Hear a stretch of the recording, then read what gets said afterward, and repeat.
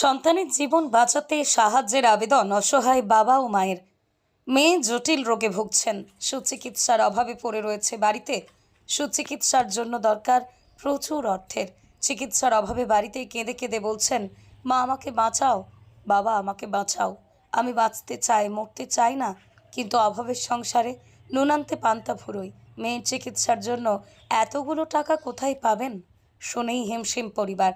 তাই তো আপনাদের কাছে মেয়ের জীবন বাঁচাতে সাহায্যের আবেদন অসহায় বাবা ও মায়ের। একদিকে যখন আরজি করের তিলোত্তমার ন্যায় বিচারের দাবিতে লক্ষ লক্ষ কোটি কোটি মানুষ পথে নেমেছেন, ঠিক সেই সময় চিকিৎসার অভাবে তিলে তিলে মরতে বসেছে ধূপগুড়ির এক ছোট্ট তিলোত্তমা। পরিবারের সদস্যরা আর্জি জানিয়েছে, যেভাবে মানুষ আরজি করের তিলোত্তমার পাশে দাঁড়িয়েছে, ঠিক একইভাবে কিছু কিছু করে সাহায্য করে যদি আমার মেয়ের পিছনে দাঁড়ায়, তাহলে হয়তো এই ছোট্ট মেয়েটির জীবন ফিরে পাবে। সবেমাত্র 12 বছর বয়স, জীবনের পথ চলা শুরু করেছে। এরই মধ্যেই বাঁধা হয়ে দাঁড়ায় মারণ রোগ। দেখতে শুনতে স্বাভাবিক হলেও এজন্য এক মারণ রোগ তিলে তিলে মরতে বসেছে মেয়েটি।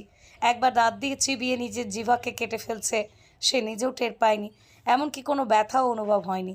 শুনতে অবাক লাগলেও দেখলে আপনিও বিশ্বাস করতে পারবেন না। ধূপগুড়ি মহকুমার ডাউকিমারি ফাঁড়ির চৌহদ্দি বাজার সংলগ্ন এলাকার বাসিন্দা গৌতম রায়ের একমাত্র মেয়ে ছোট থেকেই জটিল রোগে আক্রান্ত।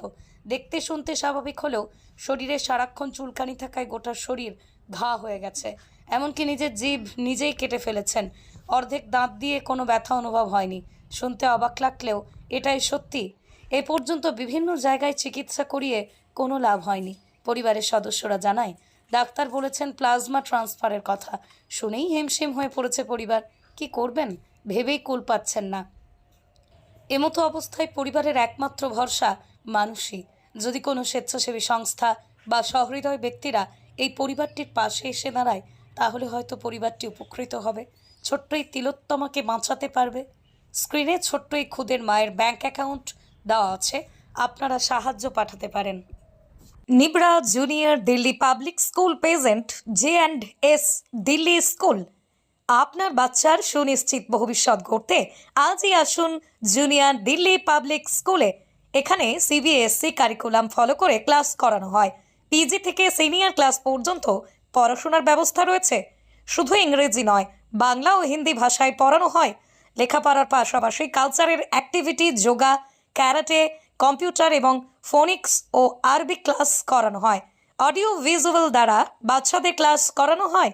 বাচ্চাদের স্কুলে আসার জন্য রয়েছে পুল কারের ব্যবস্থা। আমাদের ঠিকানা সাউথ নিবরা, ডোমজুর, হাওড়া। এছাড়াও বিস্তারিত জানার জন্য যোগাযোগ করুন 7003436252 অথবা 8274985507। পথ নির্দেশক খেজুরতলা বাসস্ট্যান্ড থেকে মাত্র 1 মিনিট দূরত্বে, অঙ্কুরহাটি চেকপোস্ট থেকে মাত্র 3 মিনিট দূরত্বে। আর দেরি না করে আজই আসুন Nibra Delhi junior and senior public school.